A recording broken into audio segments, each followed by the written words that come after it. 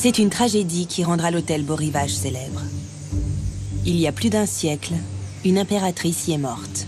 Elle était descendue dans cet établissement de luxe incognito en s'inscrivant sous un faux nom.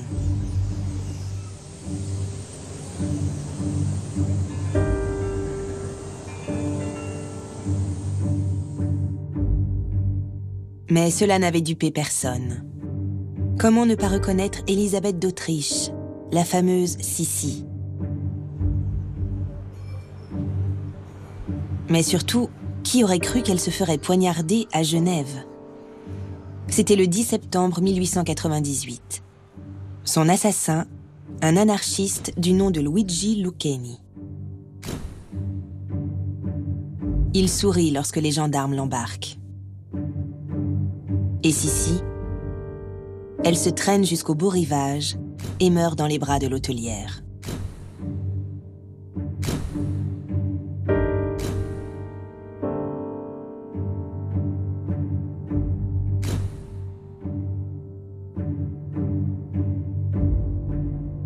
Ce fait divers, parce qu'en définitive, ce n'est qu'un fait divers absolument tragique, a marqué à tout jamais l'histoire de notre maison.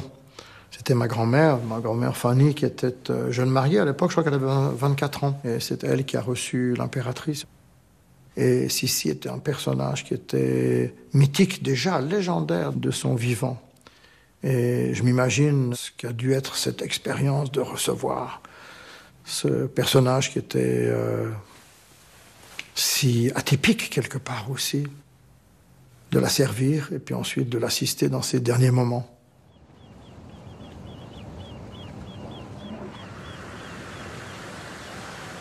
Quelles étaient les raisons qui ont amené l'impératrice Élisabeth à Genève?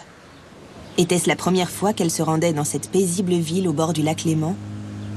Et le grand hôtel Beau Rivage était-il un établissement digne d'une impératrice?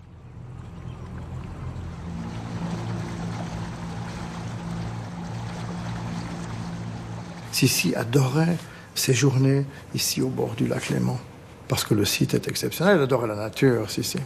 Elle faisait des excursions dans les montagnes qui étaient absolument inhabituelles pour une personne de son rang. Ce jour de septembre avait commencé dans le plus grand calme. Quelques achats, une promenade au bord du lac, rien de très particulier. Avant de rendre son dernier souffle, elle aurait demandé « Que s'est-il passé ?» Elle venait juste pour 24 heures. Elle avait été invitée par la baronne Julie de Rothschild pour un déjeuner. Elle venait à Genève uniquement. Elle était venue auparavant à Beau Rivage à plusieurs reprises. Là, elle est arrivée poser ses bagages à Beau Rivage. Après, elle a passé la journée ici en ville. Elle a fait des courses. Et elle a été manger des glaces. Elle adorait les glaces. Comme si tout s'était passé hier, le Beau Rivage entretient amoureusement son souvenir. La vitrine dédiée à Sissi est un véritable écrin qui renferme un objet des plus intimes, le corset porté par l'impératrice le jour de son assassinat. Les taches de sang y ont laissé des auréoles qui ont blanchi avec le temps. Ce départ tragique a marqué notre histoire et en fait elle a été remise en lumière après la guerre, quand Marichka a fait ces films qui sont devenus légendaires. Mes sœurs regardaient les films de Sissi. Je les ai regardés aussi, bien sûr. Et ça nous a plongé dans cette histoire. On se disait, mais c'est la fin du film. En fait, elle est dans notre maison. Vous voyez un petit peu le traumatisme pour des jeunes, de voir, de regarder ces films dont tout le monde parlait, et puis de savoir que la fin était dans votre maison. Le Beau Rivage appartient à la famille Mayer depuis 5 générations. Fidèle à lui-même, il a traversé 1 siècle et demi sans se départir de son esprit. Mais comment définir au juste ce lieu hors du temps? C'est un théâtre. C'est un théâtre de boulevard, peut-être, quelquefois. Quelquefois, c'est des pièces très, très gaies qui se jouent. D'autres fois, ce sont des pièces tragiques. C'est un lieu de vie. Mais avant tout, un théâtre où les gens, non seulement vivent, mais se produisent. Ils se produisent entre eux, ils se produisent les uns avec les autres. Quand cet hôtel a été fondé au milieu du 19e siècle, il n'y avait pas la concurrence qu'il y a aujourd'hui. Donc, il suffisait pour mon arrière-grand-père de mettre en place une maison qui était accueillante et qui respectait les besoins de cette clientèle, qui était une clientèle très, très aristocratique. Donc, on vivait vraiment au vase clos. La clientèle du 19e siècle venait ici pour voir et pour être vue par ses pairs, bien évidemment.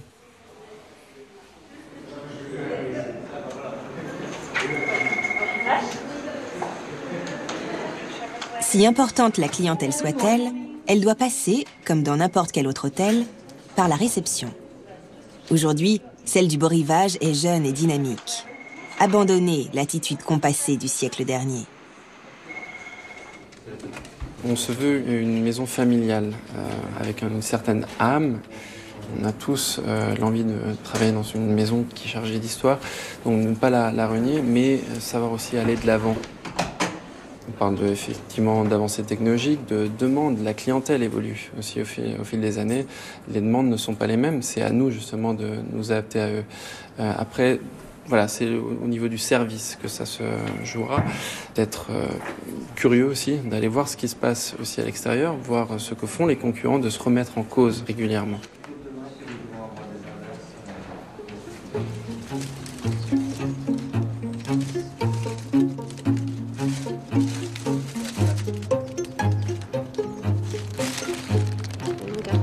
Merci. Bon courage. Bonne journée. Merci. Toi aussi. Salut.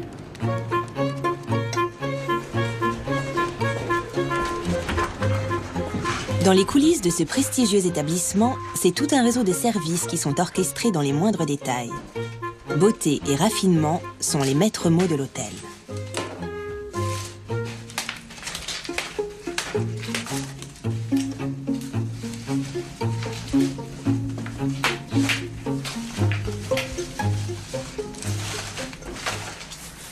Ça donne une âme.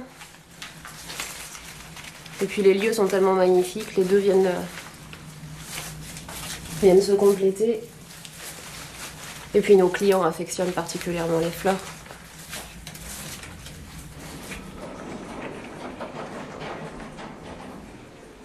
Le Beau Rivage n'est pas un de ces complexes hôteliers aussi gigantesques qu'anonymes.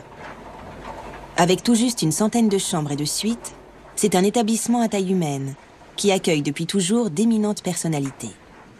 Stars hollywoodiennes et autres célébrités viennent y savourer le charme feutré du 19e siècle.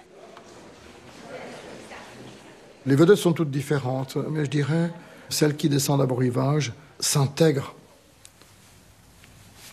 dans ces valeurs, c'est-à-dire discrétion.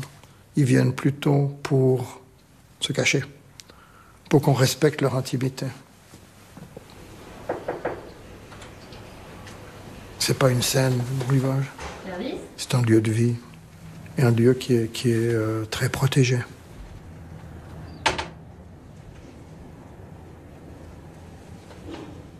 Depuis ces suites luxueuses, le regard se porte sur le lac Léman et le jet d'eau emblématique de Genève, fier de ses 140 mètres de hauteur. Sans compter le plus impressionnant des paysages, le massif des Alpes.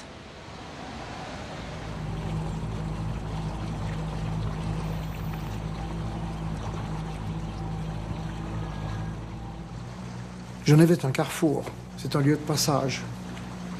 La montagne est isolée, la plaine est ouverte. On va dans tous les sens, il n'y a pas de limite. Genève est un carrefour. Les gens doivent y venir, ils y venaient historiquement parce que le lac, pour aller du nord au sud, le lac est un obstacle.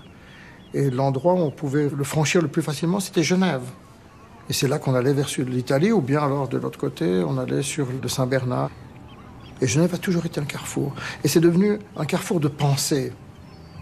Carrefour de pensée où vous avez les plus grands penseurs comme Jean-Jacques Rousseau ont développé leurs théories. Des grands esprits c'était toujours dans l'histoire de Genève. Et je pense que c'est cette spécificité des gens qui sont ici au carrefour, qui voient tout le monde, qui reçoivent tout le monde et qui apprennent un petit peu de tout le monde et qui restent ouverts. Mais ils restent quand même eux-mêmes.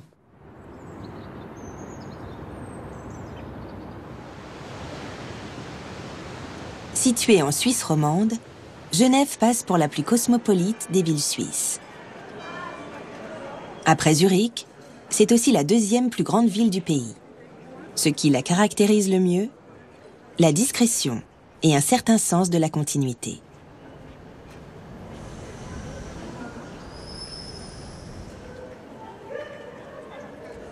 Les mots prononcés par un observateur des années 1960 n'ont pas pris une ride. Die Genfer Altstadt. Schlicht, aber reich. Heimliche Millionäre. So lebt man hier. In Genf ist Armut ein Laster und ein Bankrotteur ein gottloser Sünder. Ausgestoßen, geächtet. Die Zeiten ändern sich, aber nicht in Genf. C'est à Genève que le théologien français Jean Calvin élabore la Réforme. Variante austère du protestantisme, le calvinisme semble encore imprégner l'atmosphère de la ville. C'est un calvinisme qui n'est pas un calvinisme de religion. Il est un calvinisme d'esprit de réforme, de justesse et de justice. Et je pense que les Genevois peuvent le pratiquer parce qu'ils vivent dans un monde prospère, qui est solidaire aussi. Ce n'est pas du tout une ville qui est flamboyante. Le fond de Genève est un fond de sévérité, de rectitude. On ne montre pas, on est discret, on ne montre pas.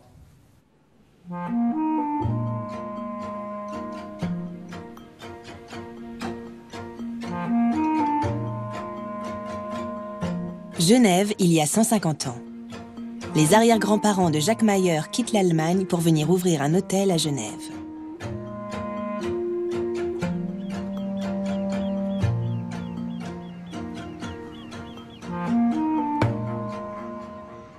À l'origine de l'hôtel, en 1865, il n'y avait pas de chauffage central. Il faut dire qu'il n'y avait pas d'électricité ni d'eau courante. Donc voilà. Et on chauffait chaque pièce de l'hôtel était équipée d'une cheminée. Et on montait le bois et on descendait les cendres. C'était beaucoup de travail à l'époque. C'est une facture de combustible. Et là, on a 100 kilos de bois de faïard pour le chauffage. Et puis, on voit aussi 1 tonne de coke. Le coke, c'est pas ce que nous on appelle aujourd'hui la cocaïne, c'était du combustible. C'était en fait de la poudre de charbon qui était formée en briquettes ou bien en petites boulettes. Nous avons une famille qui est très très conservatrice, dans ce sens qu'elle garde en fait toutes les traces d'un certain passé. Et ça nous permet de retracer un peu l'évolution de la maison. Albertine et Jean-Jacques Mayer sont encore bien présents dans cet établissement, où l'on prend un soin tout particulier à entretenir la tradition. De génération en génération, les Mayer se laissent inspirer par l'audace de leurs aïeux. Dès le début, ce couple visionnaire a misé sur l'innovation pour se démarquer de ses concurrents. Qui avait la plus grande salle de restaurant de la ville? Qui a eu le premier ascenseur? Le Beau Rivage, bien sûr.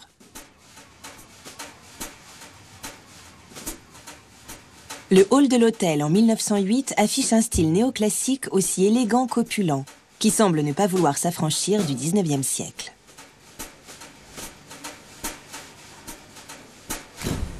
Les hôtes illustres affluent. Comme l'actrice Sarah Bernard, qui a été fidèle au palace des décennies durant.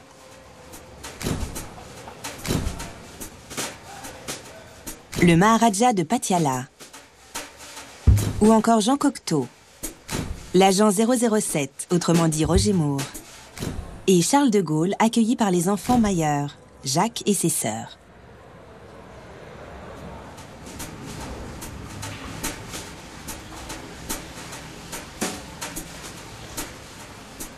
Princes et princesses, chefs d'État et autres grands noms de la politique, stars et starlettes. Dans le livre d'or, Burt Lancaster a avoué « J'ai volé une cuillère ». L'hôtel tout entier est un livre dont les chapitres s'écrivent au fil des étages et des anecdotes. Le cœur de l'action se joue cependant tout en haut, dans la suite présidentielle. Une femme y a même écrit une page de l'histoire du monde, Eleanor Roosevelt. La veuve du président des États-Unis a logé dans cette suite en 1947, lorsqu'elle est venue à Genève présider la Commission des Nations Unies chargée de rédiger un document fondateur.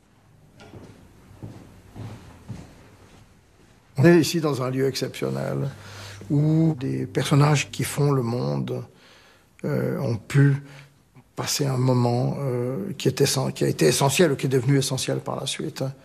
Tous ces chefs d'État, tous ces politiciens, tous ces gens qui participent aux grandes conférences de Genève. Ici, on est chez Eleanor Roosevelt. Et Eleanor Roosevelt était, pour Genève, un personnage mémorable, puisque c'est elle qui était en charge de la commission en 1949 qui a élaboré la Charte universelle des droits de l'homme. Et c'est le document fondamental des Nations Unies. Et c'est, si vous voulez, l'étoile du Nord, quelque part.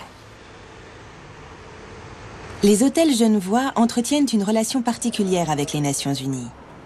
Lors des visites officielles, ils abritent d'importants entretiens en tête-à-tête, en marge des réunions officielles.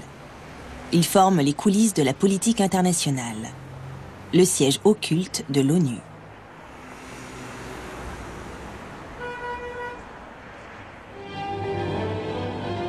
The most momentous international conference of the post-war era turned the eyes of the world this summer toward the tranquil Swiss capital of Geneva. The gleaming palace of nations, the Big Four, America, England, France, and Russia, met to seek an end to a decade of Cold War. Heading the Soviet delegation were Premier Bulganin and Communist Party chief Khrushchev. Displaying Russia's planned policy of friendship, Khrushchev called Bulganin back for cameramen. Though nominally outranked by the premier, Khrushchev appeared very much the boss. President Eisenhower, accompanied by Secretary of State Dulles, offered to exchange complete military information with the Russians in a dramatic personal appeal. But the plan was rejected by Bulganin, and the president's wartime friend, General Zhukov, had left. Britain's Eden and French Premier Faure supported the daring American proposal. C'est dans cette salle de l'Office des Nations Unies à Genève qu'a lieu la Conférence des Quatre Grands en 1955, qui réunit les vainqueurs de la Seconde Guerre mondiale. Un an plus tôt, c'est le sort du Vietnam qui y est débattu et qui a été scellé par les accords de Genève. En 1988, c'est encore à Genève qu'on signe les accords qui mettent fin à la première guerre d'Afghanistan. Le Palais des Nations est le deuxième plus important siège de l'ONU après celui de New York. Si l'histoire de l'Organisation des Nations Unies est aussi intimement liée à celle du Beau Rivage, c'est peut-être parce qu'elles ont toutes les deux été marquées par cette femme d'exception, Eleanor Roosevelt. Jacques Mayer aimerait en savoir plus sur l'hôte la plus célèbre de son établissement.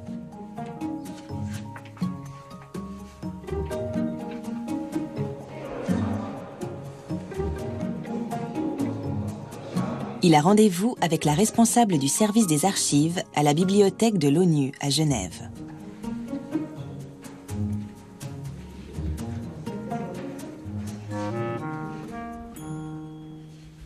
Le comité de préparation de la déclaration, en fait, s'est tenu à New York, exclusivement.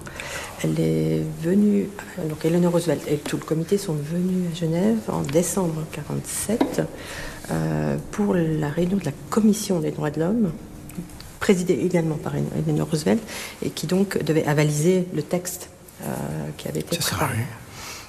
Donc, nous avons ici des photos liées à l'élaboration de la Déclaration universelle des droits de l'homme et Eleanor Roosevelt, on la voit ici qui tient la déclaration. Qui est-ce qui a choisi Eleanor comme présidente? Alors, le président Harry Truman a choisi de demander à Eleanor Roosevelt de faire partie de la délégation des États-Unis. Oui. D'ailleurs, elle était un peu mal vue par les autres délégués masculins. C'est intéressant de savoir pourquoi. La délégation, je ne sais pas, parce qu'elle était une femme. C'est une femme activiste quand même, non? D'après ce que j'ai compris, beaucoup. Mais bon, pour Harry Truman, c'était aussi une manière en fait, de prolonger l'héritage de son prédécesseur, Roosevelt. L'Assemblée, elle est composée de différents comités qui traitent de questions politiques, de questions, etc. Et on a donné à Eleanor Roosevelt, pensant que était un peu une voie de garage, Voilà. la représentation dans le comité des affaires sociales. Voilà. Et qui en fait est devenue très importante très vite, parce bien que évidemment. Notamment il fallait traiter de la question des réfugiés. Exactement, cette période-là, évidemment. Donc elle a pris de l'ascendant, elle avait beaucoup de charisme, donc elle a beaucoup travaillé dans ce comité, et ce qui l'a menée en fait à être nommée présidente de la commission des droits de l'homme, qui a été créée également à ce moment-là. D'accord.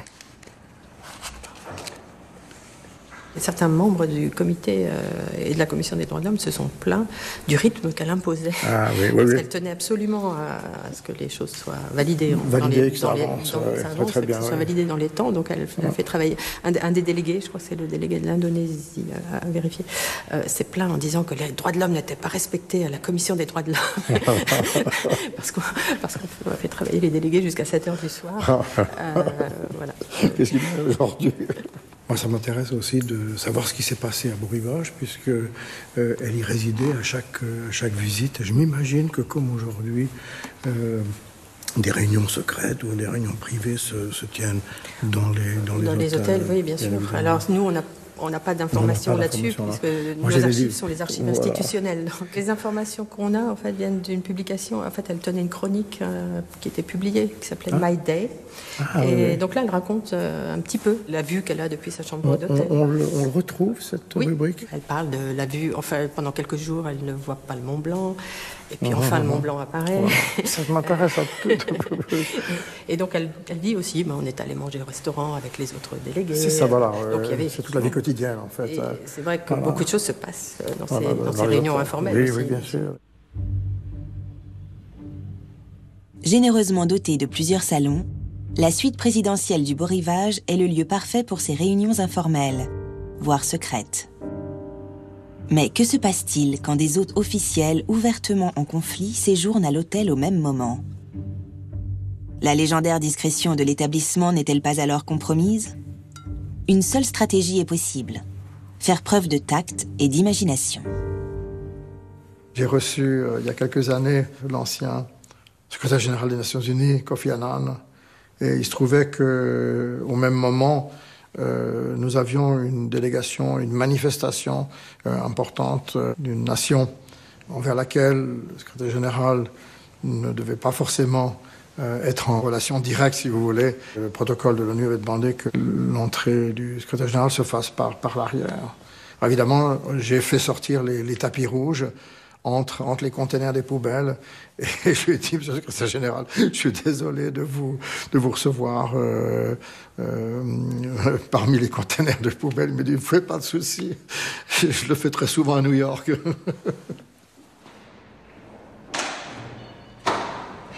Une douzaine de milliers de réunions ont lieu chaque année à Genève dans le cadre de l'ONU. Ainsi, les Nations Unies jouent un rôle prépondérant dans l'économie locale. Combien de clients ces conférences, rencontres et autres séminaires drainent-ils dans les hôtels genevois ? Hôtes pour lesquels le maître mot, comme le souligne volontiers Jacques Mayer, est encore et toujours la discrétion. La salle d'assemblée des Nations Unies peut accueillir 2000 personnes. Les représentants des différentes nations y prennent place selon l'ordre alphabétique des noms des États membres, à la suite du pays tiré au sort. Ainsi, un roulement a lieu et personne ne se sent désavantagé. Il y a une petite anecdote qui est intéressante aussi par rapport. Donc, Eleanor Roosevelt était une féministe, mais jusqu'à un certain point, parce qu'elle a eu des échanges avec sa collègue. Oui.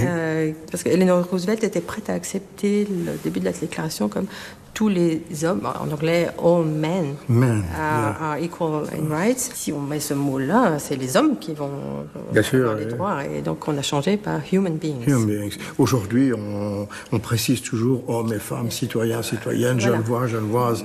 Mais ce qui est intéressant, c'est que pour Eleanor Roosevelt, c'était pas plus choquant que ça. D'accord, oui. Les mentalités ont changé, évidemment. Oui, tout à fait. Et il y a travaillé aussi. Oui. Tout autour du Palais des Nations s'étend un grand parc dont l'accès n'est plus ouvert au public pour des raisons de sécurité. Autour de ce parc sont rassemblés les sièges de nombreuses organisations internationales, ainsi que bon nombre d'ambassades. Cœur diplomatique de Genève, cette ville dans la ville a été baptisée Quartier des Nations. Genève est devenue une ville internationale à partir de 1920, quand la Société des Nations s'est installée avec la construction d'une nouvelle gare, la construction d'un aéroport. Et puis, autour de l'organisation, il y avait une constellation d'ONG, on a des associations pacifistes, féministes, etc., qui se sont installées, qui ont créé un écosystème international à Genève. Alors, il y a avec la population genevoise, effectivement, un peu ce rapport où on peut penser que c'est deux planètes qui coexistent. Elles ne se connaissent pas toujours très bien, mais beaucoup d'efforts ont été faits ces dernières années, justement, pour mieux intégrer les organisations internationales dans la vie quotidienne. L'Office des Nations Unies à Genève emploie plus de 1600 personnes, et l'organisme tout entier, plus de 10 000. L'ONU est donc un employeur non négligeable dans cette métropole suisse de taille relativement réduite, avec ses quelques 200 000 habitants seulement. Le secteur hôtelier profite également de la manne. Somptueuses coulisses où se jouent les dessous de la politique internationale, les hôtels accueillent aussi les journalistes, qui peuvent y conduire leurs interviews en toute tranquillité.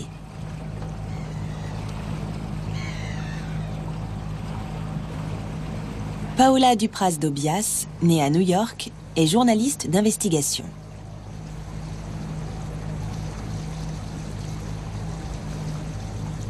Ses thèmes de prédilection, l'environnement, la corruption, le blanchiment d'argent.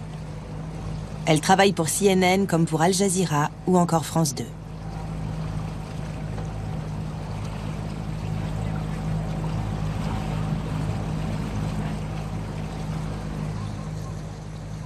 La renommée internationale de Genève repose sur deux éléments qui sont parfois en opposition. D'un côté, on a bien sûr l'ONU, l'OMS, l'Organisation internationale du travail, la Croix-Rouge internationale, qui sont basées ici, et de l'autre côté, on a le secteur bancaire, lui aussi internationalement connu.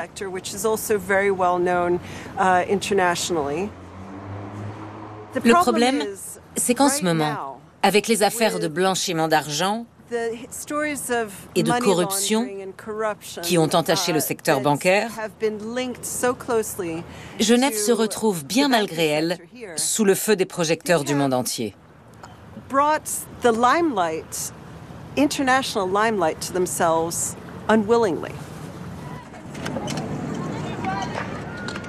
Genève, plaque tournante du monde diplomatique, devient aussi celle des scandales financiers. Quel rôle jouent les banques dans l'univers impitoyable du capitalisme mondialisé? Faut-il les considérer comme complices de ces transactions financières douteuses à destination des dictatures? Genève ne serait-elle plus politiquement correcte?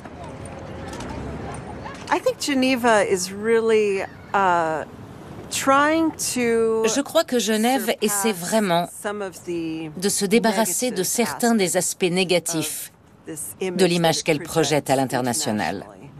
Il y a un certain espoir qu'avec les nouveaux échanges de données à l'échelle mondiale, les affaires liées au secteur bancaire, qui ont souillé son passé, seront un jour oubliées.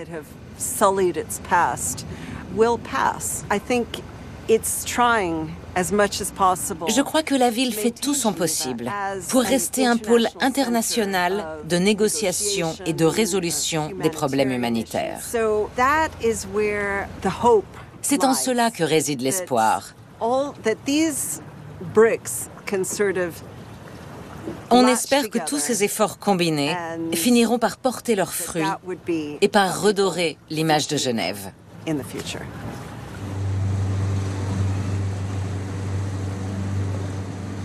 Genève ne peut pas se permettre de diffuser trop longtemps une image aussi négative.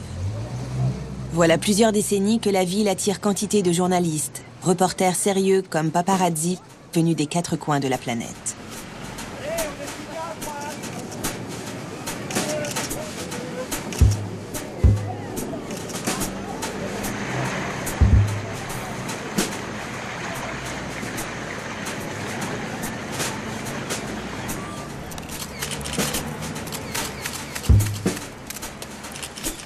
Entre les murs du Beau Rivage, d'importantes rencontres continuent d'avoir lieu, l'hôtelier jouant le rôle de paravent tout en demeurant parfaitement invisible. Intérêts politiques, interdépendance financière, problèmes d'image. Tout cela, Jacques Mayer ne le connaît que trop bien. Aussi, pour gérer les situations les plus complexes, a-t-il développé un sens aigu de la diplomatie. Le rôle de l'hôtelier, c'est de rester totalement neutre. Et on est dans un environnement qui, politiquement, est tout à fait neutre.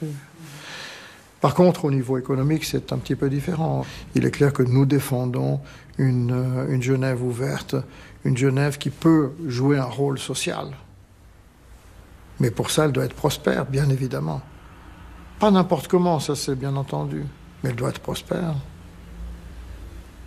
Le Beau Rivage a connu lui aussi des temps difficiles. Quand éclate la Seconde Guerre mondiale, l'hôtel entre dans une terrible crise. Son registre, jusque-là très fourni, va multiplier les pages blanches.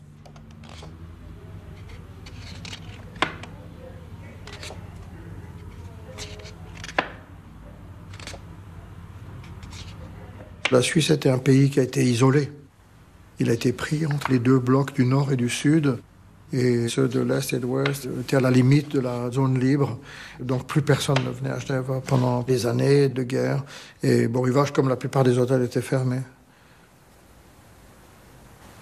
Fermés. Ces images amateurs ont été filmées au mois d'août et de septembre 1939.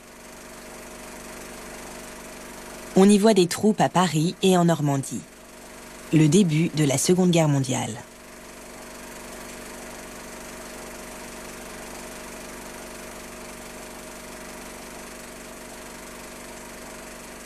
Les événements ne semblent avoir aucune prise sur Genève et le lac Léman. Et pourtant, la guerre sera également une épreuve pour les Suisses.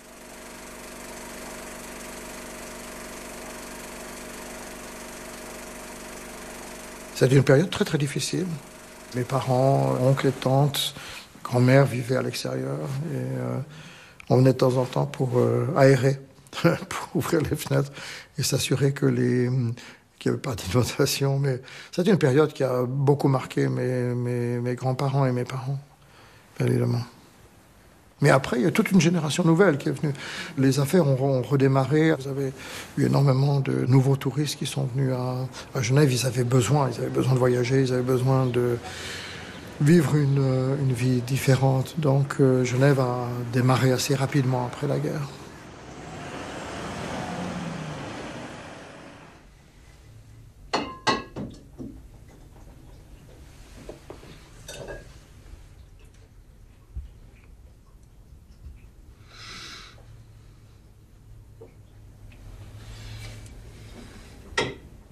Ce lieu était le lieu où je passais tous mes jeudis quand j'étais adolescent avec mon père, quand il recevait les livraisons de Bourgogne ou de Bordeaux.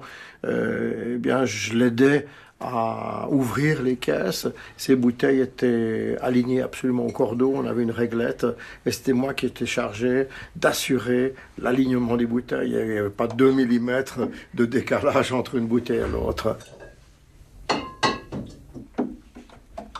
Mon père n'autorisait pas son caviste à se servir dans un casier sans que lui l'ait autorisé. Vous savez comment il le faisait? Chaque casier était équipé d'une étiquette. Sur l'étiquette était noté le nom du vin, sa provenance, son millésime, bien sûr, la quantité qui avait été rentrée en cave et aussi le prix d'achat. Mais le prix d'achat, il l'écrivait à l'envers, comme ça les visiteurs ne pouvaient pas connaître la vérité. Et voilà, pour bloquer les casiers, il avait ces rondelles de carton. Et j'ai passé mon enfance à découper des ronds en carton que lui mettait après sur le casier. Et par la suite, on trouve d'autres cartons rouges aussi. Et vous savez pourquoi ? C'est parce que j'avais moins de temps pour les couper en rond, je les coupais en carré. Ça, c'était ma première innovation à Beau Rivage.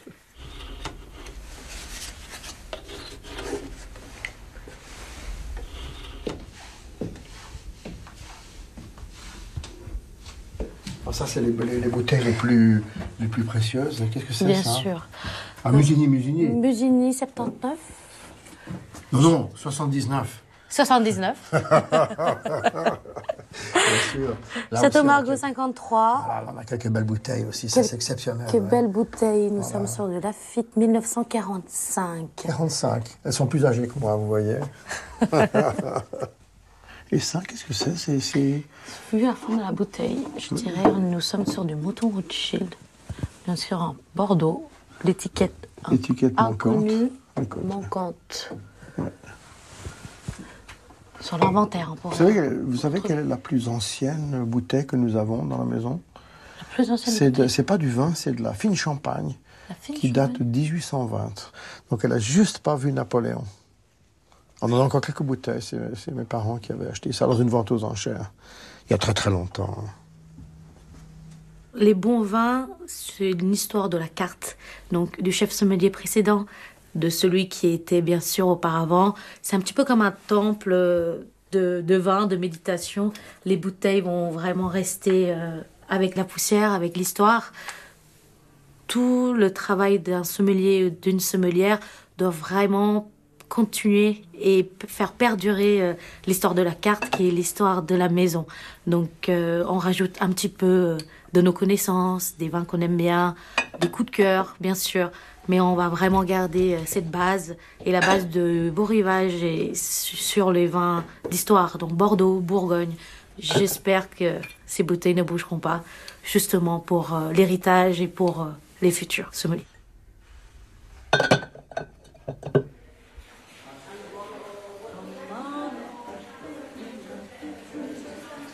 Serrés par les bras audacieux, de mon amour, quand ils sont mis avec les yeux. Moi, qui l'aimais tant, je le trouvais le plus beau de Saint-Jean. Je restais brisé, sans volonté, sous ses baisers.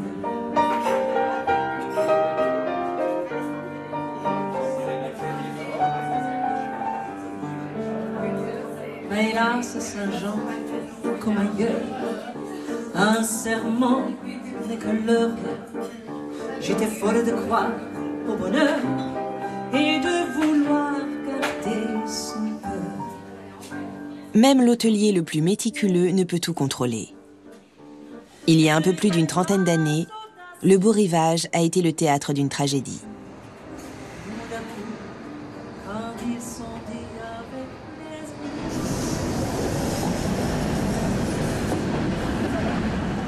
Ce journaliste allemand s'est retrouvé au cœur du drame. Au mois d'octobre 1987, c'est lui qui découvre le corps sans vie de l'ancien ministre-président du Land de Schleswig-Holstein, Uwe Barschel, dans sa baignoire.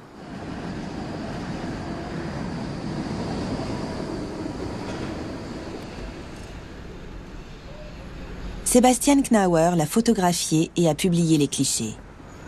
Les articles qui ont paru dans le Stern, le grand hebdomadaire allemand, ont provoqué un véritable scandale en Allemagne.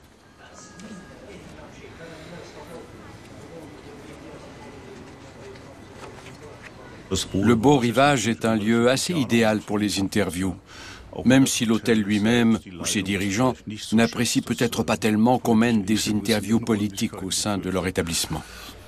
On peut créer une atmosphère très propice aux interviews dans ce genre d'hôtel ou de palace, car la personne se sentant bien, un peu comme à la maison, va se confier plus facilement. Que s'est-il passé au juste? Sebastian Knauer vient de Hambourg dans l'espoir d'interviewer l'ancien ministre-président, rejeté par son parti à l'issue d'une campagne électorale douteuse. Le journaliste espère entrer en contact avec lui au bar de l'hôtel.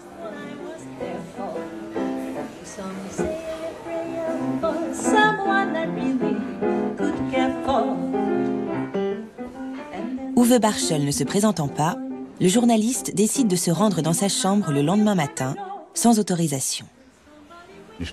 J'ai voulu aller le trouver dans sa chambre aux alentours de midi. Toute la matinée, l'écriteau « Ne pas déranger » était resté suspendu à la poignée. J'ai frappé fort, j'ai appelé, et puis j'ai constaté avec surprise que la porte était ouverte.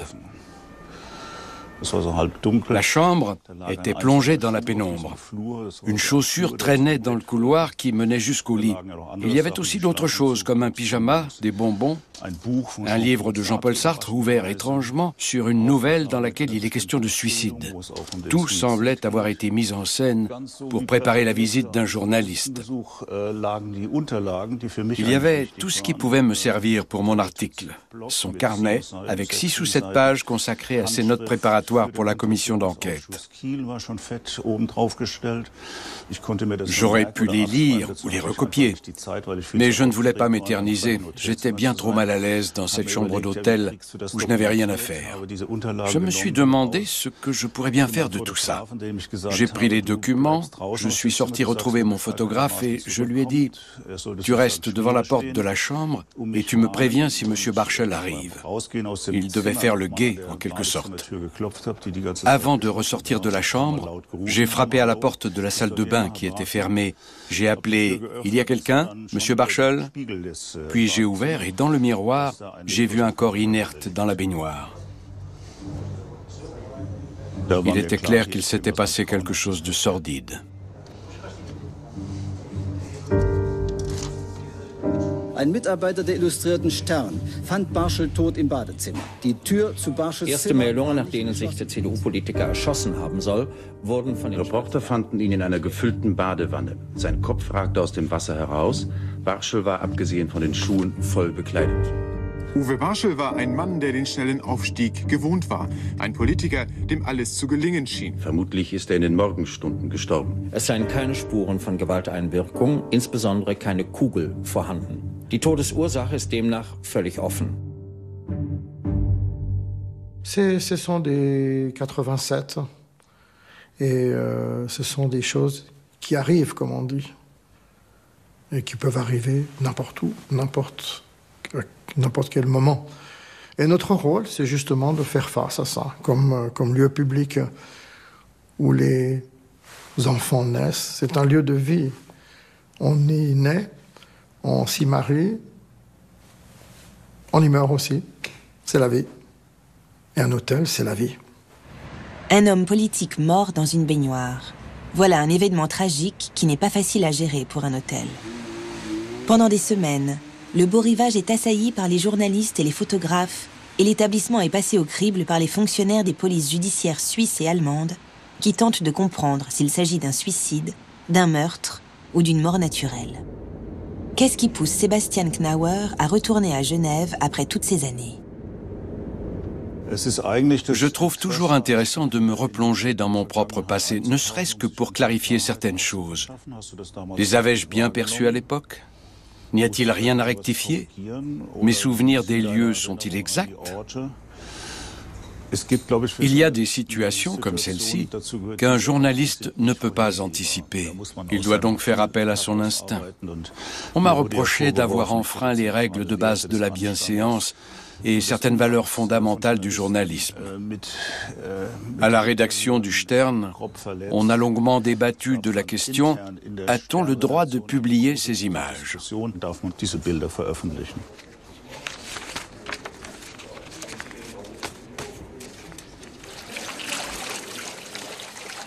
Un certain nombre de questions restent ouvertes, à la fois d'ordre moral quant à la publication des clichés et d'ordre factuel. Personne n'a pu faire la lumière sur la mort du politicien. Comment l'hôtel aborde-t-il aujourd'hui ce drame? Avec discrétion, encore et toujours. Il a tout bonnement fait disparaître la chambre 317. La vie continue. Ça marche, 2 menus signature avec 2 grenouilles à partager. Poursuivre 2 ravioles, 2 saumons, 2 homards, 2 sols, 2 foie gras et 2 chevreuils. Oui, chef.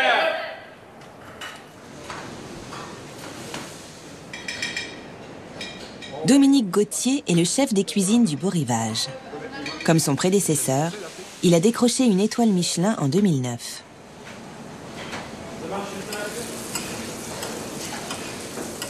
Alors, vous pouvez y aller avec les 3 grenouilles, s'il vous plaît. Oui, chef. 1 minute sur le tas, chef. Il y a 50 ans, le restaurant gastronomique du Beau Rivage a ouvert ses portes aux gourmets du monde entier. Avant cela, le Chaboté accueillait exclusivement les hôtes du palace.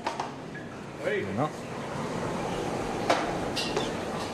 On y cuisine des produits de saison et du terroir, venus pour partie du lac Léman et des montagnes genevoises. Allez, table 8.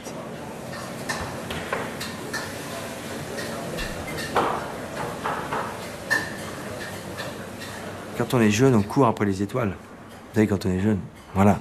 Ce qu'on fait, c'est les étoiles, c'est fou.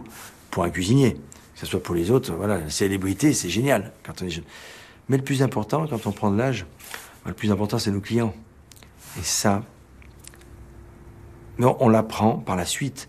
Et donc, de choyer ses clients, de faire attention à nos clients, de faire, voilà.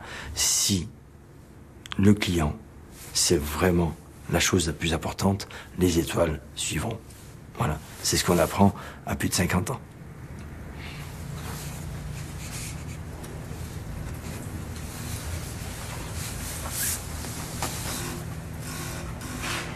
Pour moi, une table, ça doit être convivial, ça c'est important. Être beau. Donc là, on a tout l'art de la table. Et se sentir comme à la maison. Quand on va s'asseoir ici, on a tout ça, tout sous les yeux. C'est très important.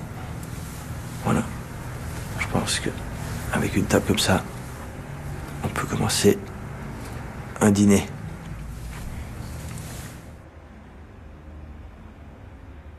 Ici, on découvre des menus de notre restaurant, puisque chaque jour, on avait une salle à manger, si vous voulez, avec une table d'hôte. Et le dernier que je vois est un menu qui date du 28 mai 1958. Je vois que le prix n'était pas le même tous les jours. Pour le dîner coûtait 12 francs. 1 franc de plus que le déjeuner. Ce qui est bon marché par rapport à aujourd'hui, je crois quand même. On y trouve une sélection de plats qui était très très classique, en fait, où on n'avait pas encore accès à la nouvelle cuisine française, c'est la très très grande cuisine qu'on trouvait un peu dans tous les palaces de France et de Navarre, comme les viandes froides assorties, la meringue glacée, plombière ou la corbeille de fruits. Voilà, c'est des choses qu'on trouve plus malheureusement aujourd'hui. Oui. Appétit pour 2 couverts.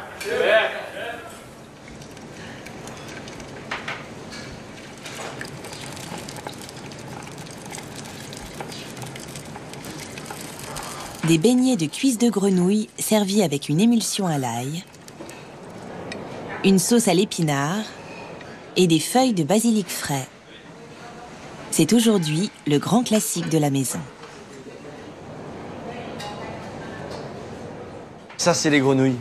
C'est un plat que j'ai commencé à faire il y a une quinzaine d'années.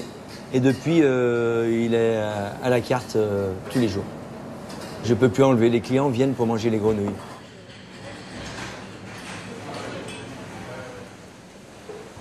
C'est bon le burger ou pas?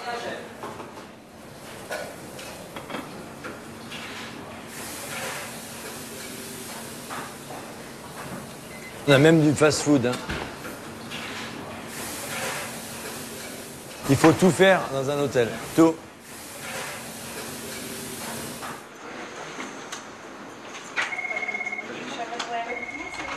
Le Beau Rivage a ouvert ses portes il y a plus de 150 ans.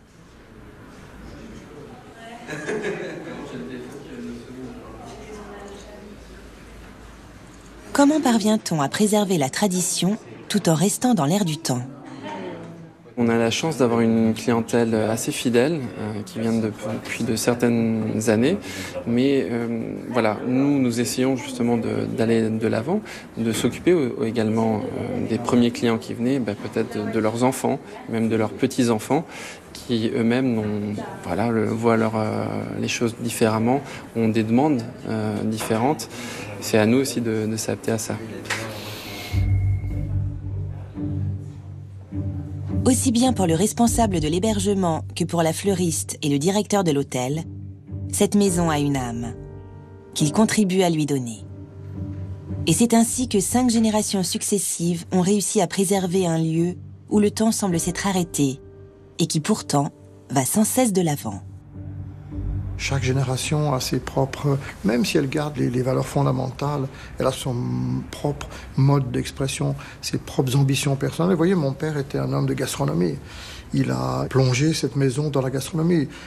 Il l'a plongé dans le monde moderne, qui était un monde d'hommes d'affaires, qui s'éloignait du tourisme pur de loisirs.